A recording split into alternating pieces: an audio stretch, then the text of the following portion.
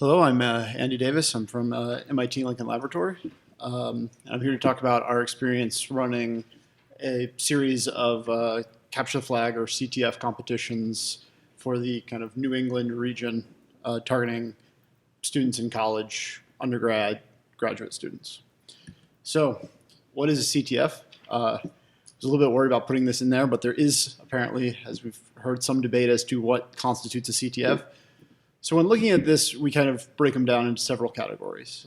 There's a Jeopardy style, or we've sometimes seen it referred to as an attack-only CTF, which is sort of like a seesaw where there's a series of challenges. No one's really defending them, aside from the organizers trying to keep them up. There's a ton of other events. So seesaw is mainly targeted at students. There's probably 70 of them on CTF time that are targeted at everyone.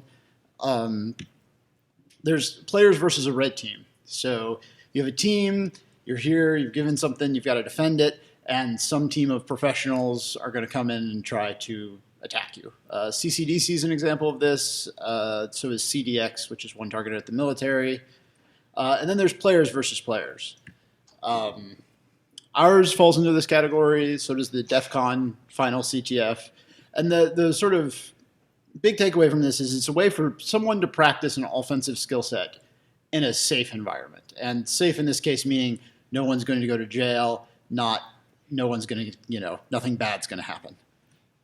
So our CTF, we think it's important. Everyone's got to attack and defend. It's up to teams to decide on whether or not you're going to have a defensive set of people and an offensive set of people, or everyone's going to kind of be mixed together. We think this is more fun. Students rarely get to attack someone who's actually like trying to defend. There's these sort of punching bag approaches where you have Jeopardy style CTF, but very rarely is there like an adversary there. Everyone's on site. We think this is important. Very few CTFs do this. It does limit the number of people who can be there, but there's lots of, trash talking and glaring at people. We cover a wide variety of skill sets. Some of these students who come in just wander in, and some of them think it's going to be an actual capture the flag with like a field and two sets of flags, and some of them work for defense contractors while in school, finding 0 days and selling them to them. And we do have students who do that. We try to change up our competition every year. Students, we get a lot of repeats, so we can't keep them the same. We also have very few rules compared to many other competitions.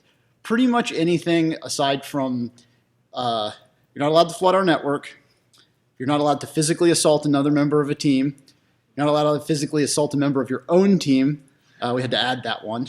And that's about it.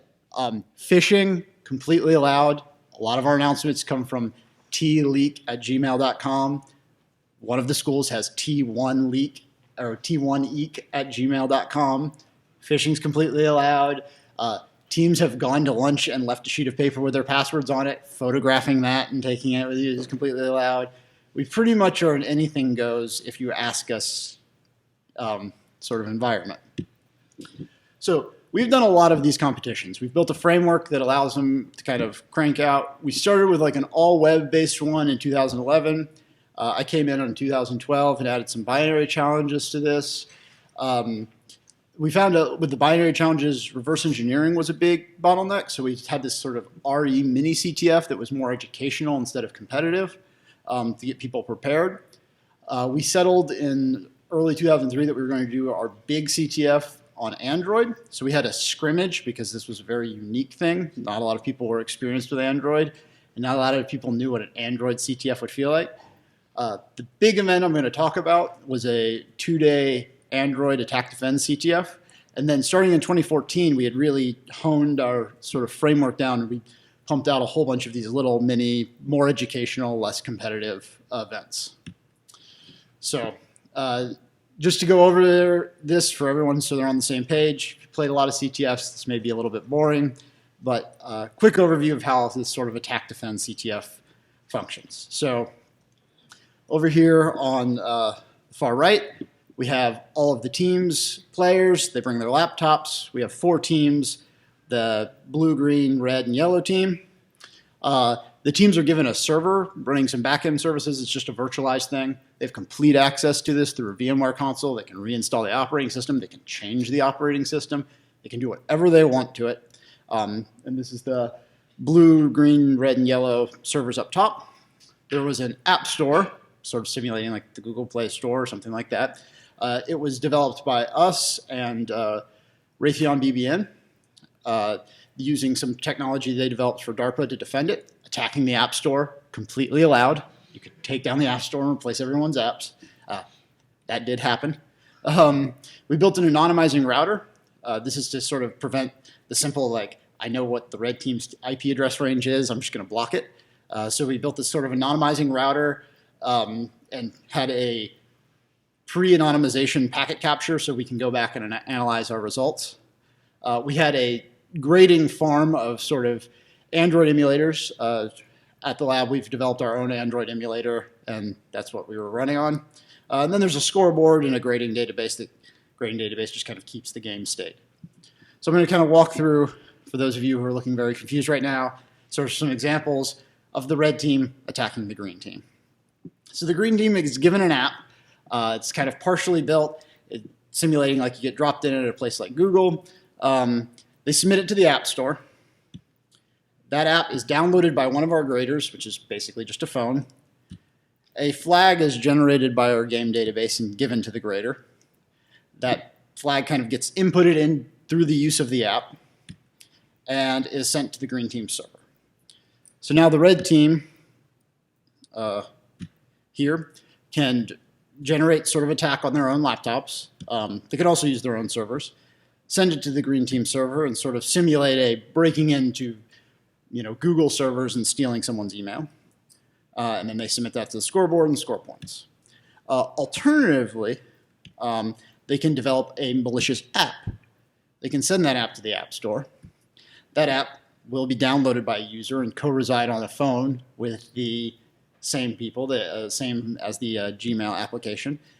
New flag comes in, and it can intercept that flag while on the phone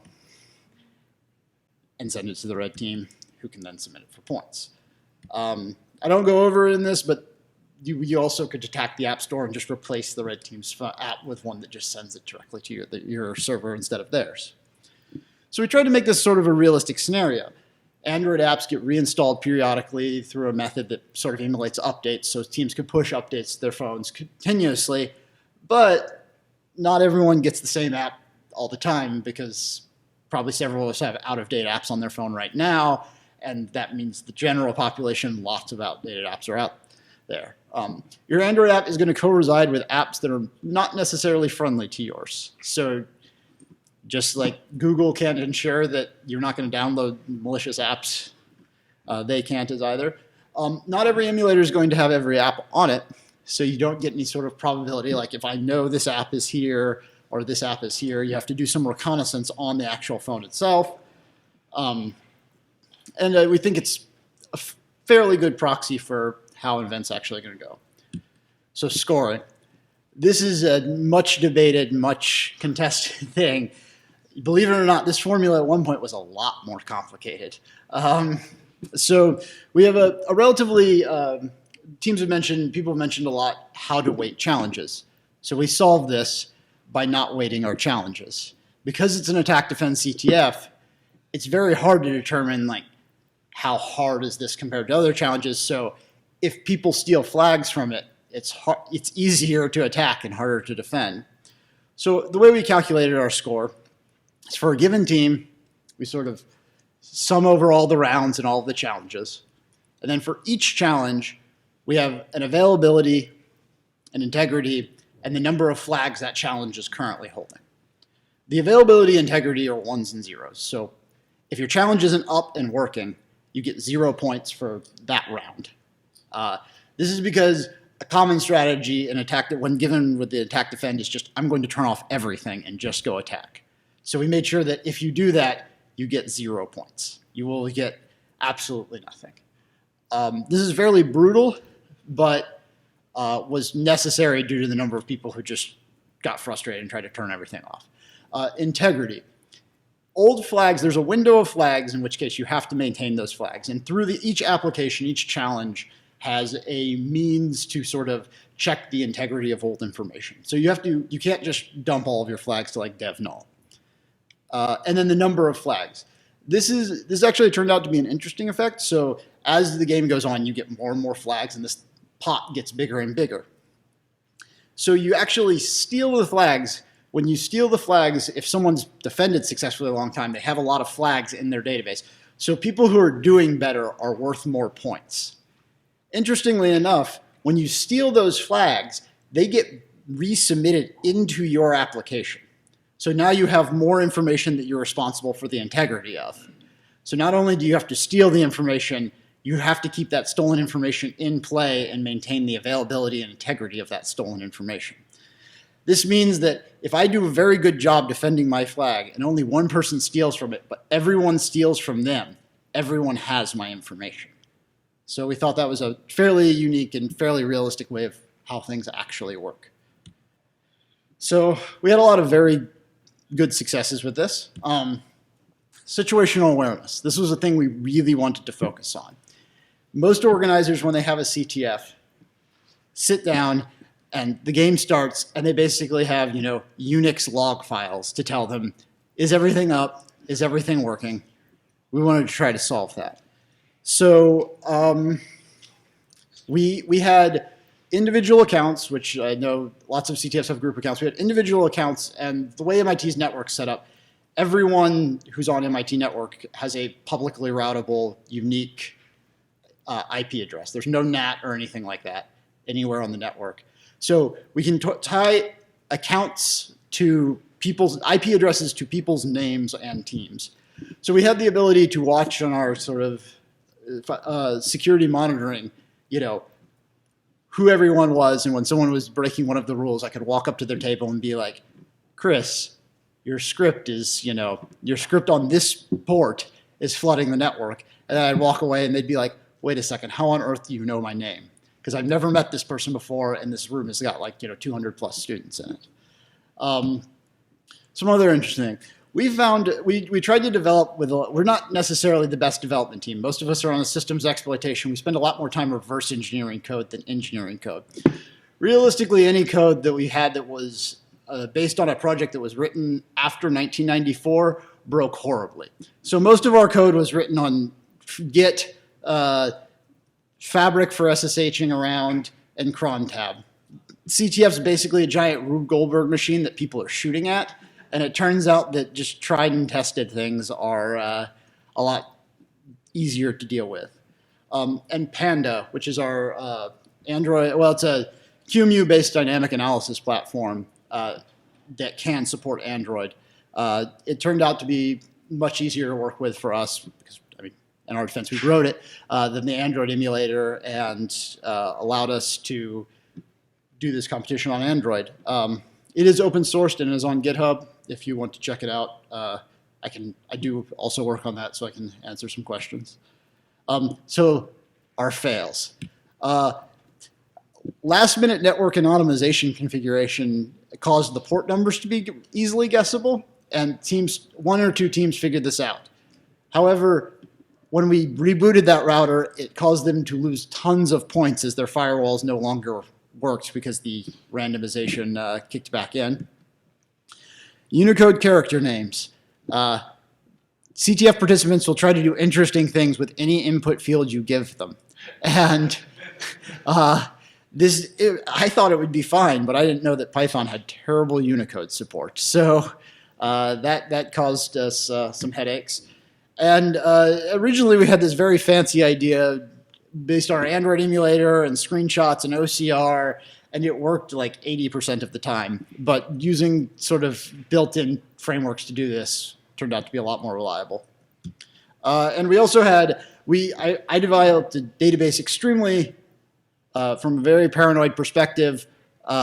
This caused everything in the entire game to be logged and some deadlocks to occur.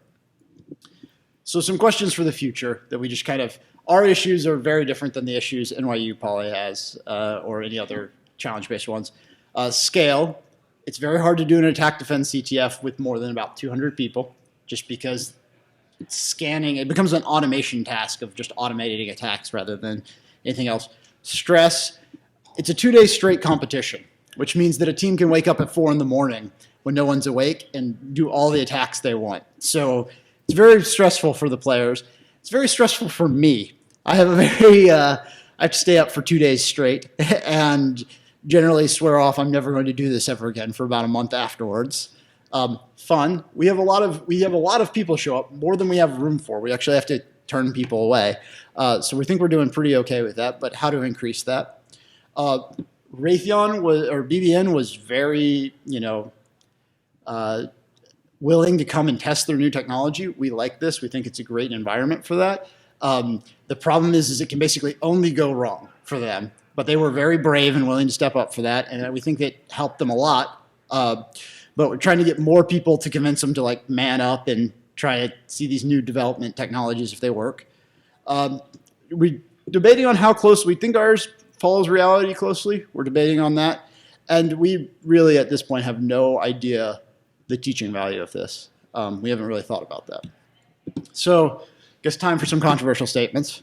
These are some people playing capture the flag. Actual capture the flag. They look like they're having a blast. According to the right-hand side there, that's what Wikipedia says capture the flag is all about. So here's some controversial statements. That's basically a description of an attack defend CTF. If you just take away the sort of, exercise component of it, that's it. We think that's actually the most fun. That's the reason capture the flag, isn't a one-sided thing where one side's attacking and one side's defending.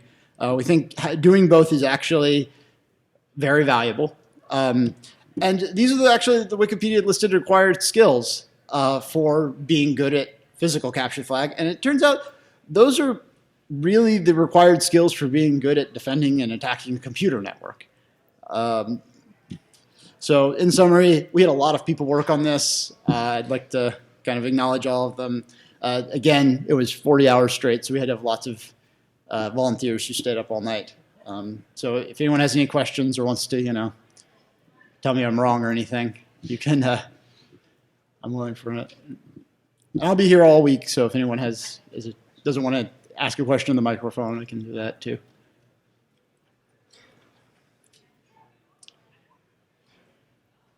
I was curious how you decided on the duration. That was as long as I could go without collapsing. was the sole factor there. So, but did you think that the length of time was critical? Like you didn't think this would work at 6 hours, or? It's very hard to do it right. So these challenges are, a relatively complex Android app, a complex backend. They have no pre-knowledge of it. They're allowed to do things like phishing. They're allowed to do things, like that. It's very hard to do that in less than 24 hours. Just the amount of code they have to read.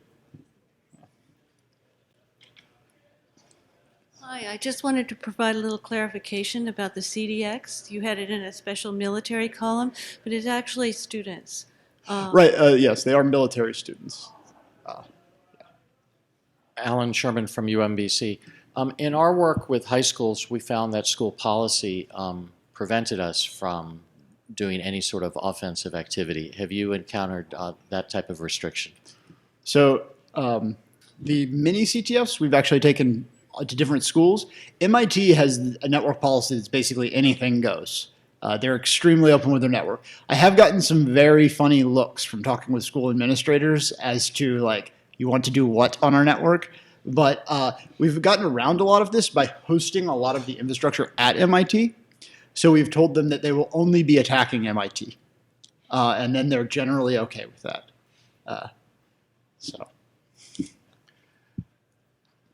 The type of CTF you're describing is real.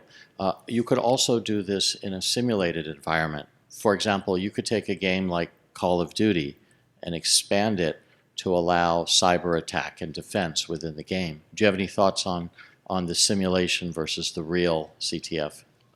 I have no real experience with Call of Duty or developing that.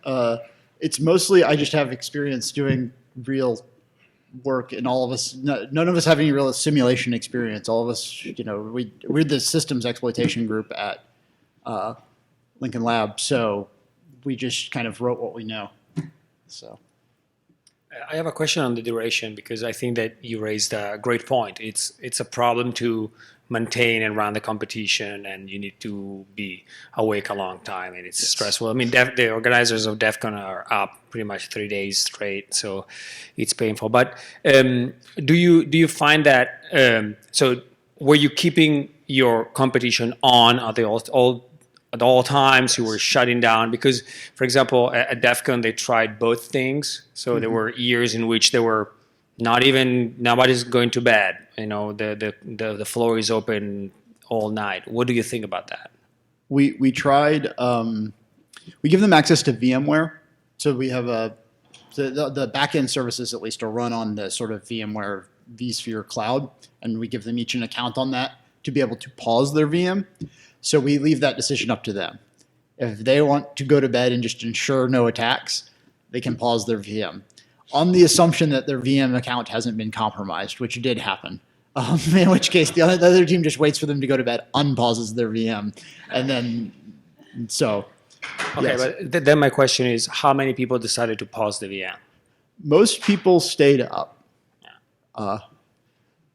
Most people had at least one. There was a team that measured their success based on human uptime, and it is correlated. So the teams that are not necessarily teams that do not have as much experience can at least supplement less experience by just having their entire team not sleep for 48 hours. And I have another question. You described the setup on site, which is awesome. Do you have any evaluation of the in-team mechanics? So can you tell if they're leaders versus followers, being able to observe directly these teams? Because I think that one thing that is completely unstudied and it's very interesting is to see, what is the balance of skills and the division of labor within a certain team. We do have a little bit of that because each person had an individual account. So we can determine like this person submitted most of their flags or this person. And we do observe a little bit of that. We haven't done it formally. I will say some of these teams are extremely advanced. So MIT has a SICP club, which is like Student Information Computing Processing Board or something like that, that runs almost all of their on-campus services. So like MIT has their own sort of Amazon-based sort of cloud computing thing, and all of that is student-run, as is most of the infrastructure at MIT. And like I was saying, there's no firewall or anything for any computer at MIT. So that team actually competed. They had never really done CTFs before, and they built their own sandbox, which has now been published, basically just for CTFs that like automatically wraps the services, monitors all incoming and outgoing network traffic, can determine when traffic is crashing services and automatically blacklists packet filtering and stuff like that. So these students actually do not only have these team dynamics that's pretty impressive, but some of them have just, like you three are in charge of tools development for this weekend, and will build situational awareness tools, seem to be the most popular, but situational awareness and blacklisting tools or whitelisting tools for some of them. Thank you. All right, let's thank our speaker.